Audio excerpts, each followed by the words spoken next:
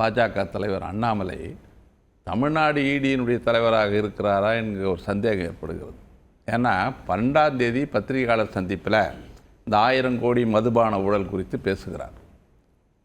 13ஆம் தேதி அமலாக்கத்துறை அறிக்கை வெளியிடுகிறது. அமலாக்கத்துறையும் பாஜகவும் தேசிய அளவில் கூட்டணி வைத்திருப்பதை நான் பார்த்துருக்கிறோம். தமிழ்நாட்டிலையும் இப்போ அண்ணாமலையும் இடியும் சேர்ந்து தமிழ்நாட்டில் பாஜகவுக்கு உயிர் கொடுக்க முயற்சி செய்கிறார்கள். அதன் மூலம் இங்கே மக்களால் தேர்ந்தெடுக்கப்பட்ட ஒரு ஆட்சியை சீர்குலைக்கிற முயற்சி நடைபெற்று வருகிறது. இதில் கொங்கு மண்டலத்தில் பாஜகவை படுதோல்வி அடைய செய்த செந்தில் பாலாஜியை அடுத்த தேர்தலுக்குள்ளாக எப்படியாவது முடக்க வேண்டும், அவருடைய செயல்பாடுகளை தடுக்க வேண்டும் என்கிற நோக்கத்தில் அவர் குறிவைத்து தாக்கப்படுகிறார். ஏற்கனவே 15 மாதம் ஜெயிலில் இருந்தார்.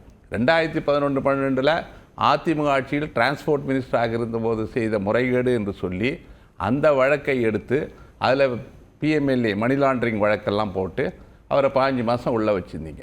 அவர் சிறையிலேருந்து சுப்ரீம் கோர்ட் விடுதலை செஞ்சு வெளியில் வந்து நீங்கள் அமைச்சராக இருக்கிறார். அந்த வழக்குகள் என்ன ஆனதுன்னு தெரியல, இடி என்ன பண்ணிக்கிட்டு இருக்காங்கன்னு தெரியல.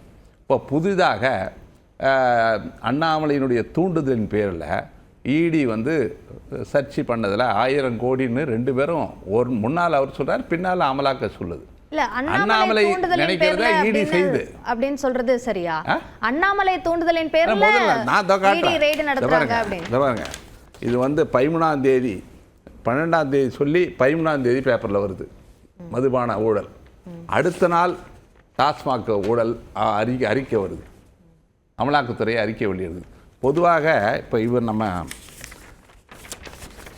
பொன்ராஜ் அவர்கள் சொன்ன மாதிரி 2014 இந்த 2025 வரைக்கும் இந்த இடி, இன்கம் டேக்ஸ், சிபிஐ எல்லாமே எதிர்க்கட்சிகளை பழிவாங்கிறதுக்கு தான் அவங்க பயன்படுத்துனாங்களே தவிர ஊழலை ஒழிக்கவோ ஊழல் செய்தவர்களை தண்டிக்கவோ அவர்கள் அந்த முயற்சி கிடையாது.